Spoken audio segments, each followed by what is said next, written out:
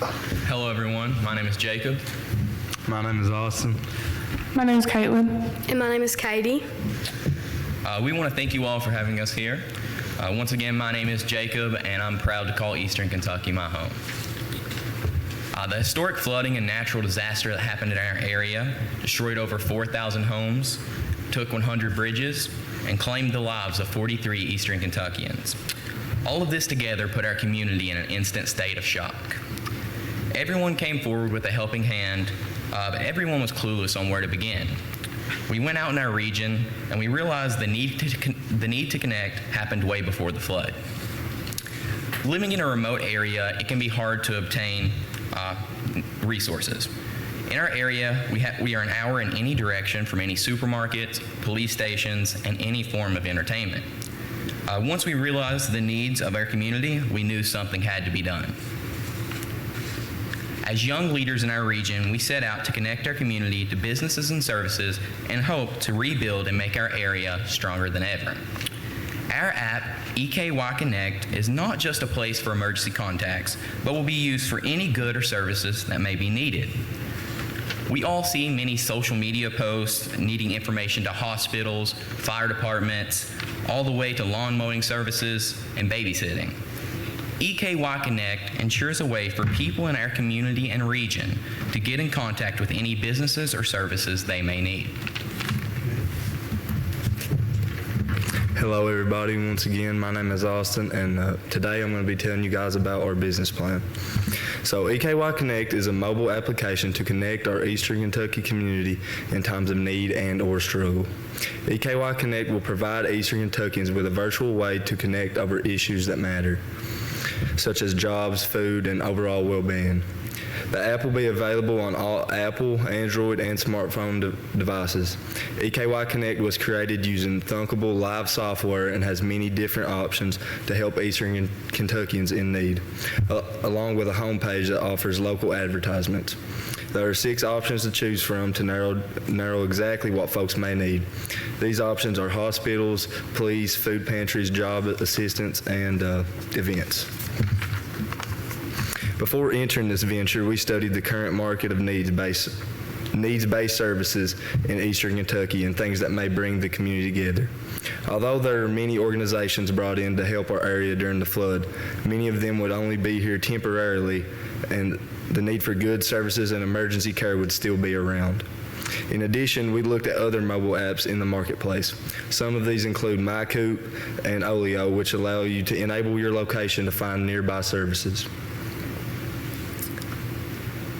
However, with the need for assistance still prevalent in Eastern Kentucky and these mobile apps not well known in our area, we saw the opportunity to capitalize on this by creating a services-based app that is tailored specifically towards Eastern Kentucky, the first of its kind.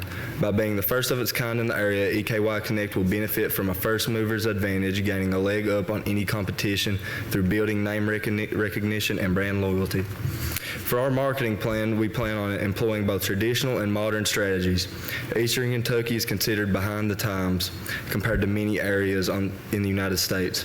With this in mind, we plan on using traditional print marketing methods such as newspaper advertisements and flyers. In addition, we also plan on using radio and television advertisements to promote EKY Connect. Although we are a modern product, some of our clients are older and they rely on these traditional communication methods to receive information. By marketing in this tried and true fashion, it enables us to reach this key consumer base. In addition, as a mobile app, we plan on using modern marketing techniques as well. Social media is very prevalent in today's world, and we plan on promoting EKY Connect on Facebook, Twitter, Instagram, and other platforms. Now, some of our goals for this business are going to be that we hope that we make enough money to spin off completely independent organization as a completely independent organization within the next 10 years. We also have a goal of 100 advertisements sold in our first 3 months, as well as 300 downloads in the first 3 months. Now, Caitlin and Katie are going to be telling some more about the app design. My part of this project was designing the app. The goal of our app was to make it simple but effective and easy to use for all ages.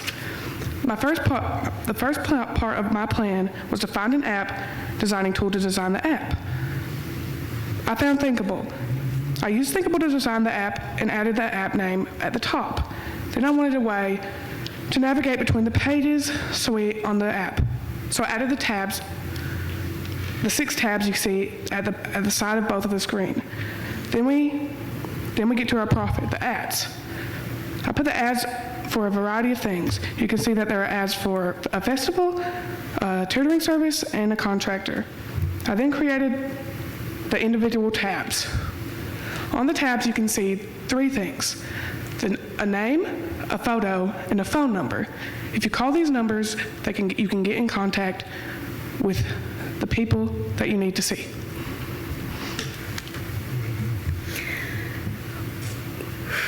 From the beginning, we knew that we wanted our app to be free to the people who wanted to use it, so we needed another way to make a profit. Our team decided that the most beneficial way for us to make money would be through advertisements businesses could put on our app.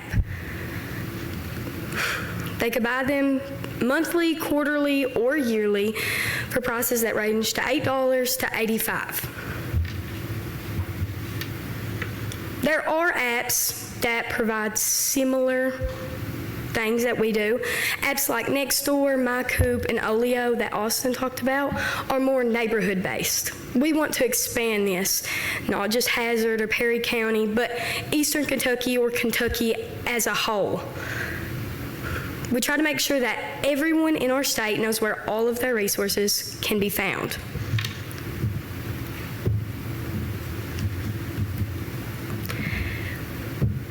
We will market our app using both traditional and modern techniques to reach the wide audience it is aimed towards. As the app grows, so will our advertising revenues. More things like billboards can be bought or advertisements on other social media platforms. We can also do things, flyers, newspaper ads, things like that. EKY Connect has a sufficient business model to attain financial stability and success. The biggest advantage that we have is the little to no startup fee. Our app was created using Thinkable Live, which is a free online service. Our Perry Promise coordinators at Buckhorn School worked with our DECA and FBLA organizations to secure a grant that would allow startup costs for marketing, advertising, and promotion. With our startup costs out of the way and our company based in a school building, there are very little expenses involved with this venture, if any at all. In order to sustain a steady flow of income, EKY Connect will rely on outside companies in Eastern Kentucky to advertise on our app. By promoting their goods and services on our app, it will put their business in front of all the folks who use the app and may give them a favorable advantage. Eastern Kentucky is known as an area with hard-working, honest folks who sometimes just can't catch a break. Whether it is the coal business dying out or a 100-year flood, our people are always facing a challenge. However, EKY Connect strives to help move Eastern Kentucky into the next generation by connecting our people with the necessities they need, all while working to make our home a better place. Thank you, guys.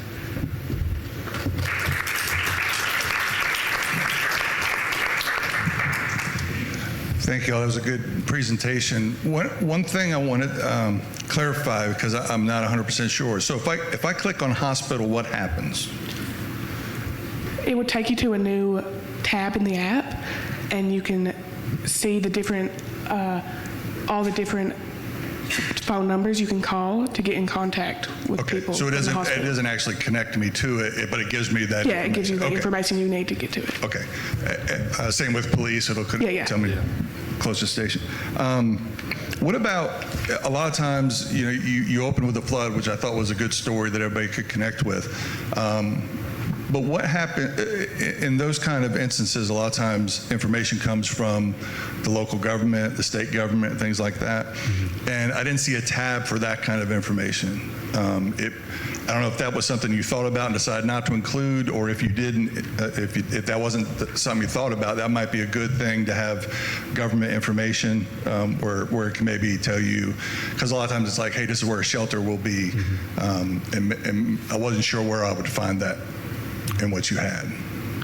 I don't think we've thought about that yet, but that's definitely something we'll look into. Yeah. Yeah. Take that into consideration. Thank you. I think that's all I had. Thank you. Thank you.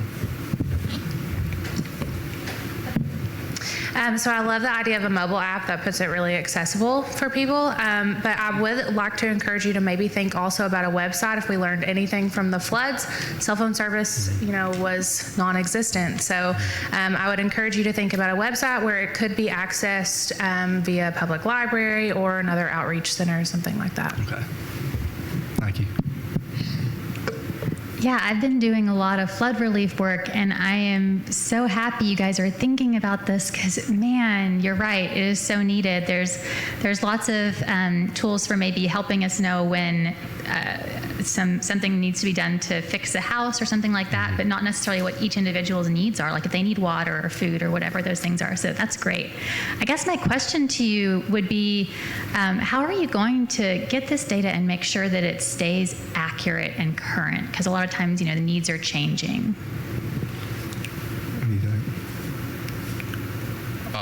So what we want to do, we just want to make sure that everybody gets what they need, right? That's what you said.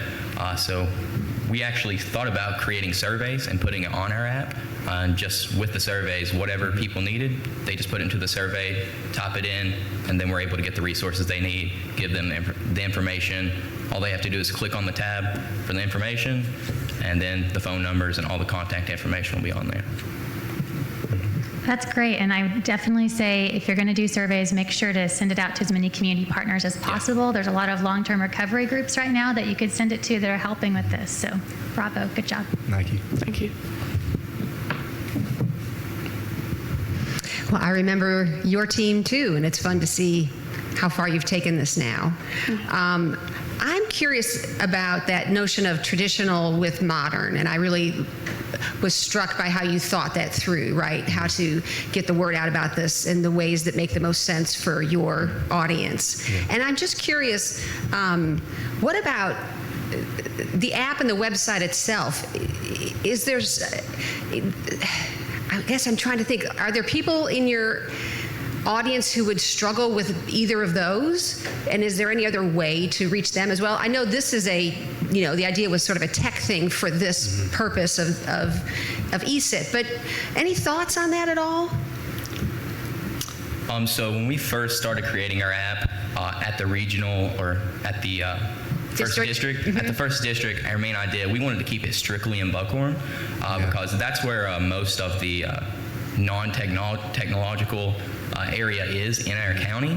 But now we've kind of broadened it out into the entire county. But for in our area in Buckhorn, word of mouth is one of the easiest way people talk. We have local trading posts and stuff there. That's where most of the information is spread at. So just putting flyers up there, that's how we can get the word out. Okay, and then, in terms of getting the word out, but in terms of then the actual information that's so important that you're trying to get out, and if someone can't sort of access an app or needs help with that or a website, is there a way to help people who don't know how to do an app or a website, or is that just not is that not really a concern with your audience? I think it's definitely a concern living in a rural area, but I think for the challenge, we were supposed to create an app, and I just don't know if we really looked into problems like that, but it definitely is a concern. I just don't think we've touched enough on it yet. Well, that's a fair answer. Thank you. I like how you opened and closed with, you came full circle in your storytelling with some, personal input on that, and that leaves you open with something strong and compelling, and you wrapped it up that way too. Nice job. Thank you. Thank you so much. I would comment that it is a good concept, and we certainly are, a lot of people who live in the mountains of eastern Kentucky, not everybody lives in town, and people do live in rural areas, and I understand that completely. But that area means as much to the local people as it does to anybody, more to them than it does anybody else. I guess the app, I was trying to figure like if you did click on the hospital or the police or whatever, would there be a coordinated effort with these groups, these emergency service groups, by you all to know that if a call came in, is there some conduit, some way for them to know it's that kind of call? Or are there people going to be just wandering into the service and trying to explain it on their own? How's that connectivity going to be there? I mean, is there going to be a message they're going to know that's coming if it comes through that app? So that is something that we actually really haven't thought about. But just by using the app, I think it's just more important that they get the information, not necessarily that we know it came from our app. We just want to make it a quick platform for them to get the resources they need. It'll be the resource for them, like lead them directly to the resource. Okay. With that in mind, then, if it's a generic call coming to the people on the receiving end, then are there going to be specific instructions provided to the users to say this is how we want you to approach the call? If you call the hospital, or you call the police or whatever, we want you to kind of approach it in a certain way as an emergency calls only, or. So really what we're trying to get to, we want it to just be there for them. Like necessarily it doesn't have to be emergency contacts. If they just need it, it's going to be there for them. We just wanted to get it out there to them. Just to communicate. That's our job. Our job as EKY Connect is just give them the information they need. The way they use it is up to them. Communication conduit. Yeah. Okay. Thank you. You're welcome. And to finish that though, like we do have more like specialized things. Like we had like the lawn mowing service. Now stuff like that would be like more like we learned that from the app. Like Austin here, he actually does have his own lawn mowing service, and he was one of our first specific customers that he was our target market. And we figured with the app, we should, when people call using the app, they're like, yeah, we saw your information on this app. We're needing our lawn mowed. Could you come do it? So that was more of the generalized area with our app. I just also wanted to congratulate you on getting a grant already. That's really impressive. Thank you. Great job. Thank you. That it?